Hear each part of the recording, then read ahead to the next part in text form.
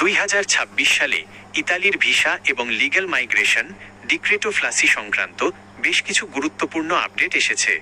বাংলাদেশিদের জন্য কাজের ভিসা, নুল্লা ওস্তা জমা এবং ফ্যামিলি ভিসার বর্তমান পরিস্থিতি নিচে তুলে ধরা হলো। 1. কাজের ভিসা ও নুল্লা ওস্তা ডিক্রেটো ফ্লুসি 2026। ইতালি সরকার 2026-2028 সালের জন্য নতুন ডিক্রেটো ফ্লাসি বা কোটা আইন পাস করেছে। কোটা সংখ্যা 2026 সালের জন্য মোট 1,64,850টি কাজের ভিসার স্লট রাখা হয়েছে। এর মধ্যে বড় একটি অংশ 88,000 সিজনাল, কৃষি ও হোটেল ট্যুরিজম কাজের জন্য। বাংলাদেশিদের সুযোগ, বাংলাদেশ যথারীতি অগ্রাধিকার প্রাপ্ত প্রায়োরিটি দেশের তালিকায় রয়েছে। কৃষি, কনস্ট্রাকশন, শিপবিল্ডিং ও ফ্যামিলি কেয়ারগিভার সেক্টরে বাংলাদেশিরা আবেদন করতে পারছেন। ক্লিক ডেজ 2026 সালের কোটার জন্য গত জানুয়ারি ও ফেব্রুয়ারিতে নির্দিষ্ট ক্যাটাগরি অনুযায়ী ক্লিক ডেগুলো সম্পন্ন হয়েছে। 2. ভিএফএস গ্লোবালের নতুন নিয়ম নুল্লা ওস্তা জমাদান।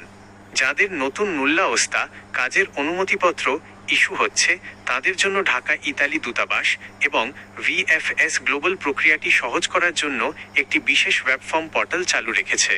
অনলাইন রেজিস্ট্রেশন, নুল্লা ওস্তা পাওয়ার পর সরাসরি যাওয়ার আগে নির্দিষ্ট লিঙ্কে গিয়ে ওয়েব ফর্মের মাধ্যমে তথ্য সাবমিট করতে হয়। উপকারিতা, এই পোর্টালে সফলভাবে তথ্য এন্ট্রি করার সাথে সাথে আপনার নুল্লা ওস্তার মেয়াদের সময় গণনা এক্সপিরেশন সাময়িকভাবে স্থগিত হয়ে যায়, যা অ্যাপয়েন্টমেন্ট জটিলতার কারণে মেয়াদ শেষ হয়ে যাওয়ার ঝুঁকি কমায়। 3. ফ্যামিলি রিউনিয়ন, পারিবারিক ভিসা ও স্টুডেন্ট ভিসা। ফ্যামিলি ভিসার ক্ষেত্রে দূতাবাস এখন খুবই কড়াকড়ি করছে।